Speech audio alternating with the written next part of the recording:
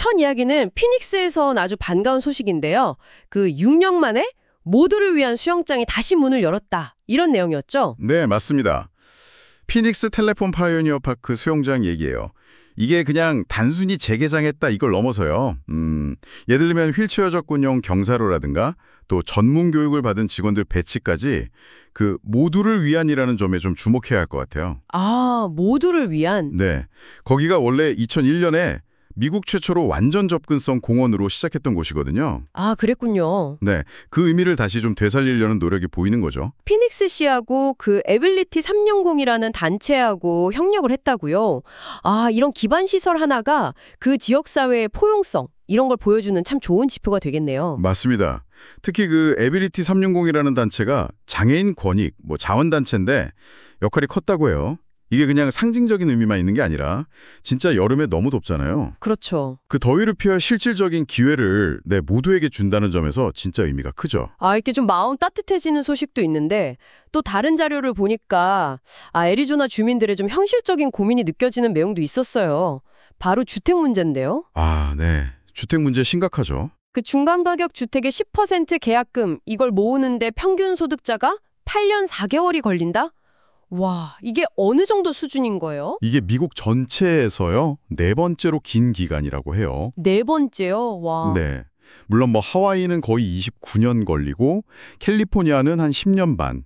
거기에 비하면 짧다고 할 수도 있겠지만 그래도 8년 넘게 모아야 한다는 거잖아요. 그렇죠. 8년 4개월이면? 네. 이게 단순히 기간만 볼 게 아니고요. 다른 연구를 보니까 그 중간 가격 주택이 있잖아요. 약 41만 달러 정도? 네, 41만 2천 불? 네. 그거를 감당하려면 연 가구 소득이 12만 2천 달러 정도는 필요하다는 거예요. 12만 2천 불이요? 네. 근데 이게 2020년이랑 비교하면 70%나 급증한 수치예요. 와, 70%나요? 네. 애리조나 평균 개인 소득이 한 5만 6천 달러 정도 되거든요. 네, 5만 6,293불? 그걸 생각하면은 진짜 내 집 마련이라는 게 얼마나 어려운 목표인지 정말 확 와닿죠. 실제로 그래서 그런지 주민 4명 중 1명 이상이 이 높은 주거 비용 때문에 이주까지 고려한다? 이런 설문 결과도 있더라고요. 이게 그냥 개인의 문제를 넘어서는 것 같아요. 그렇죠. 단순하게 집값 비싸다 이걸 넘어서 지역 경제 구조라던가 또 인구 이동 이런 좀 더 큰 문제들이랑 연결해서 생각해 볼 필요가 있는 거죠. 아, 정말 그러네요. 그런가 하면 또 건강 문제, 우리 건강과 직결되는 문제도 있었어요. 피닉스 공항에서 홍역 확진자 동선이 확인됐다. 이 소식인데요. 네, 이게 지난 6월 10일 저녁 시간대였는데요. 스카이하버 국제공항 제4터미널 일부 구역이었습니다. 홍역은 아시다시피 전염성이 어마어마하게 강하잖아요. 네, 아주 강하죠.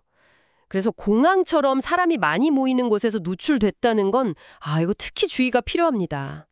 증상이 근데 언뜻 들으면 감기랑 좀 비슷해서 놓치기 쉬울 수도 있겠어요. 고열, 기침, 콧물. 맞아요. 고열, 기침, 콧물이 있다가 나중에 발진이 나타나는 게 좀 특징적이긴 한데요. 보건당국에서 지금 접촉 가능성이 있는 사람들한테 알리고는 있지만 역시 제일 중요한 건 백신 접종입니다. 백신이요? 네.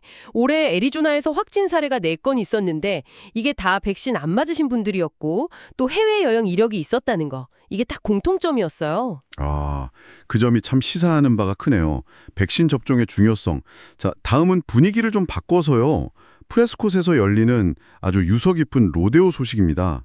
올해 주제가 로데오 여성들에게 경의를 표하며 이거라고요? 네, 맞습니다. 프레스콧 프론티어 데이즈 로데오인데 역사가 무려 138년이나 됐어요. 138년이요? 와. 네.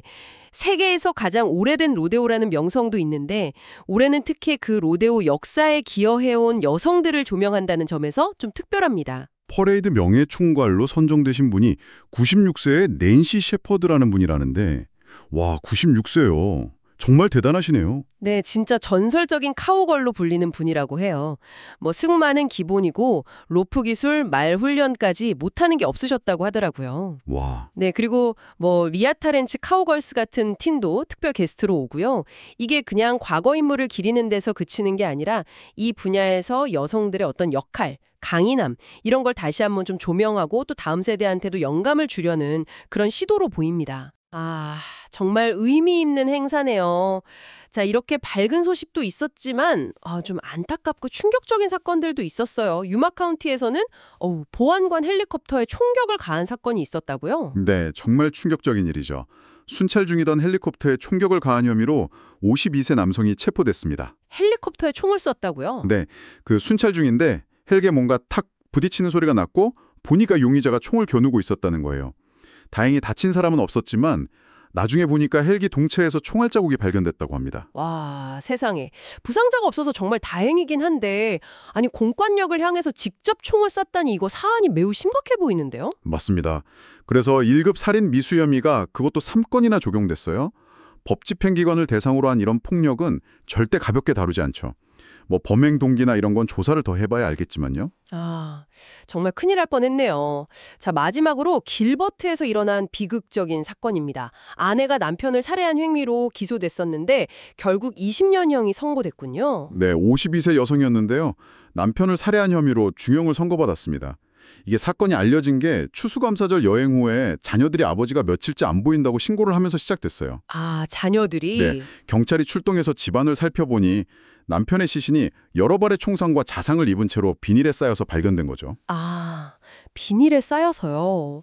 사건 전에 그 여성분이 좀 이상 행동을 보였다거나 자살 시도로 의심되는 그런 교통사고 정황 같은 것도 있었다고요? 차 안에서 총기도 발견됐고요. 네, 맞아요. 자녀들의 그런 진술이라던가 차 안에서 발견된 총기 같은 증거들이 결정적이었습니다. 검찰에서는 이 사건을 두고 가족을 완전히 산산조각낸 배신행위다 이렇게 규정을 했더라고요. 아, 가족을 산산조각낸 배신행위. 참 비극적이네요. 네, 법원의 판결은 이런 여러 가지 점들을 다 반영한 결과로 보입니다. 네, 오늘 이렇게 애리조나의 정말 다양한 소식들을 쭉 살펴봤습니다. 지역사회의 어떤 따뜻한 노력, 이런 것도 있었고요. 또 녹록치 않은 경제 현실, 그리고 방금 들은 것처럼 우리를 참 안타깝게 하는 사건들까지. 아, 정말 여러 얼굴을 가진 곳이구나 싶네요. 그렇죠.